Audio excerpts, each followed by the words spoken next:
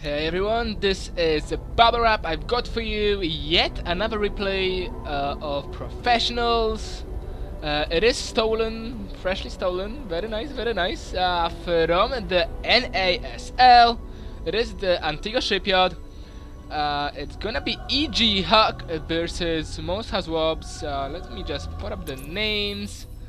And it's my favorite matchup. I will favor mirror matchups most of the time.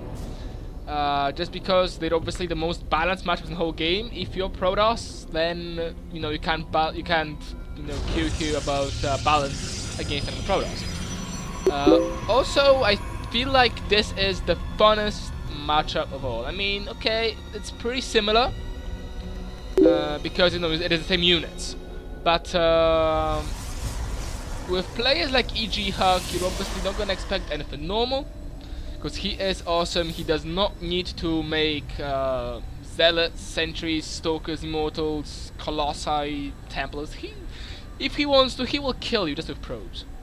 His opponent's gonna be MouzHasuObs from Mouz, and yeah, he's gonna be spawned actually on they are both gonna be spawned on cross spawns. They could be spawning, I think, on every position. I don't think this map actually forces cross spawns, I'm not sure. Possibly, possibly not. We see very similar openings. As the game gets underway, do check out the EGHuK games. They're pretty damn awesome. I've casted one literally 20 minutes ago. And also another one that was Liquid Hero versus Gosu Huangshin, I think I casted as well. So they're all gonna be uploaded at the same time, so go and check them all out. Don't just check out this one. They're pretty damn good. Do leave feedback, I would really appreciate it if I could get some comments, see what I can improve on. And yep, that's more or less it. There's also gonna be a clan war from Infinity on Saturday, Sunday, and Tuesday. Saturday and Tuesday gonna be casted by me and me alone. Sunday is gonna be casted by myself and Harbringer, so we're gonna be co-casting that one. It's gonna be pretty damn cool. Go and check it out. And yeah, let's just see where these players are going to. We did see, actually I'm not gonna spoil, I was going to see what we saw from Liquid Hero, which was also a PvP, but I'm not gonna do that because that would just spoil the surprise. And we see double gas from both players. Actually, MouzHasuObs has his gas a lot later than HuK's. HuK is already mining, and this one is only just one now going on the way. There's also only 2 workers going up on it. Not sure if that was a misclick or not. I'm getting my hotkeys messed up like a boss. We're gonna be seeing very fast robotics facility coming out of HuK. So if MouzHasuObs was to go for a 4-gate, he's gonna be pretty much dead. We now see both players fighting for the middle with the probes. Like I said, see, you just, you don't need stalkers. All you get is just a probe with actually 5 minerals, probably from the opponent's base for both players. I'm gonna just see, yes, it's only one robo. We now see the second gateway going to MouzHasuObs cam. He did not actually see the robotics facility, so very smartly HuK did wait until MouzHasuObs actually left his base. He's gonna be making an observer, I would guess. Just see what's going on in the opponent's base. 3-gate robo, a very standard opening, which I'm kind of surprised to see from HuK. HuK, the infamous Russia. We actually see a probe here. We're ready to place a pylon. We actually see 2 stalkers versus 1 stalker. That normally does not very well for for 1 stalker. So 2 normally beats 1, but surprisingly, MouzHasuObs actually decided to pull back, expecting his opponent to have some units back there. We're actually going to be seeing a 2-gate expand. You don't do that, MouzHasuObs. You don't expand in a PvP. You just shouldn't do that. It's just so dangerous. Very few players gonna actually expand. We see a chrono boost on a gateway. As you can see, I love that. He's actually going to the chrono boost his gateway like a boss. Not quite sure why. He didn't actually make anything out of it, but there you go. He chrono boosted that. He now is gonna be making a sentry just out of this to use his chrono boost ever so slightly. He's gonna be moving out across the map with a Stalker. Actually, there's gonna be again his own expansions, which is gonna be very delayed comparing to his opponents, because MouzHasuObs already has his Nexus halfway done, and HuK is just about starting his now. So he is slightly behind, although he is ahead of tech. He does have an Immortal. He also has Twilight Council, which I do not think his opponent has. No, his opponent doesn't even have his Robo Vitality done yet. That's a lot of sentries as well. Going into those sentries, a lot of gas invested. They don't actually do any damage. They just do a lot of stuff. And a Stalking Stalker, I was going to say. A Casting Stalker. I've actually seen my mouse decided to play up on me. So a Scouting Stalker did see that Immortal from HuK, so MouzHasuObs knows that there's gonna be no DTs coming up his way just yet. There is gonna be actually a very fast blink, and if there is an observer out on the field for HuK, he could do some really serious blink action into the main. Seems like this observer could get picked up. Yes, it is gonna go down. So HuK is gonna have to remake his observer. He's also gonna have to construct additional pylons, because he was supplied with that for a second. He did make that pylon just in time though to actually not get that annoying "you must construct additional pylons" thing. With that blink, I feel like HuK could do a ton of damage. The Immortal is not yet out, and of course sentries not really good against the blink stalkers. And this stalker also is gonna say bye bye. Perhaps, yep, he is gonna go down. No, 3 HP. So he's gonna survive like a boss. What is HuK actually going to do here? He's gonna be trying to put some pressure on his opponent, that's for sure. Although the Immortal is down right now, that's gonna be quite huge. He is just gonna blink away, wasting quite a fair bit of energy there. Does he have an observer on the field? Yes, an observer is now making his way. He could just blink right in the main. Immortal's pretty damn slow. That's a fact. He's gonna be trying to hack away at the sentry count. He nearly kills one sentry. That sentry only has 4 HP. And he's gonna blink in like a boss. Boo! Yep, I will do that later. So, seems like my printer also like me.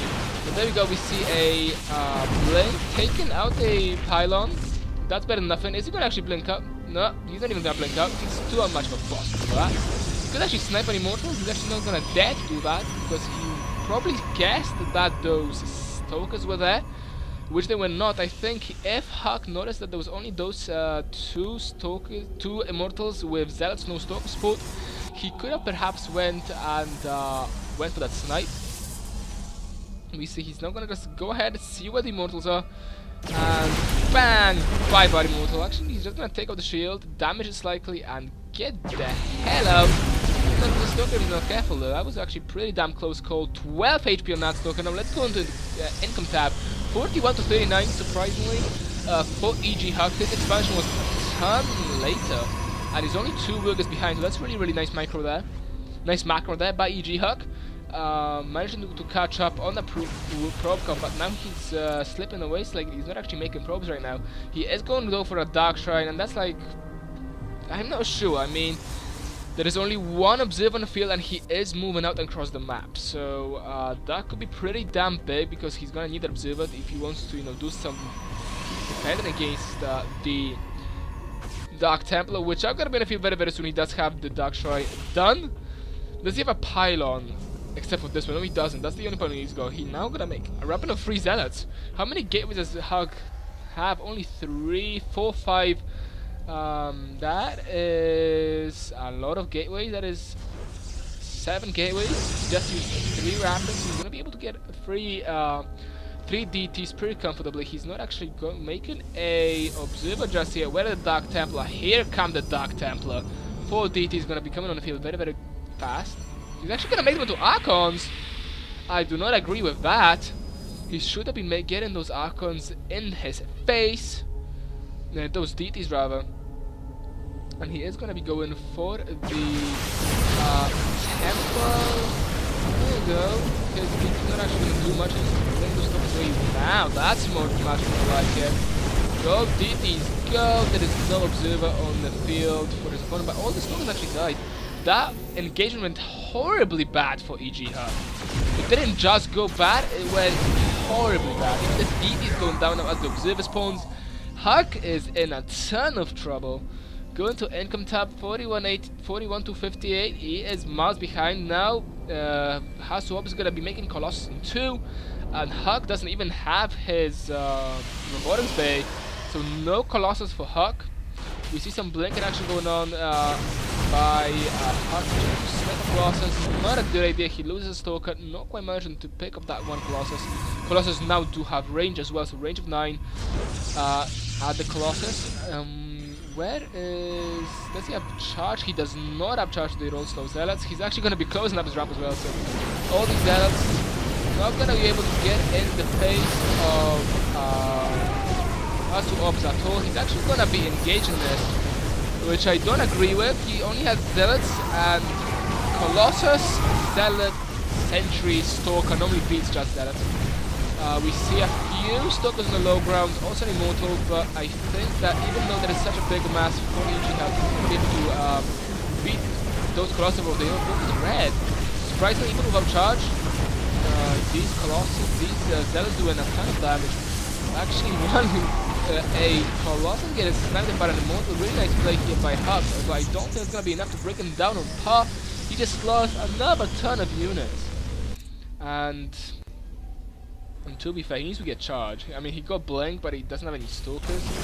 For some reason, MouzHasuObs is struggling to deal with this army, which is basically 4 Stalkers and a Zealot. That's basically all that EGHuK has right now. He is making some more Zealots. He doesn't have charge. It's really damn huge.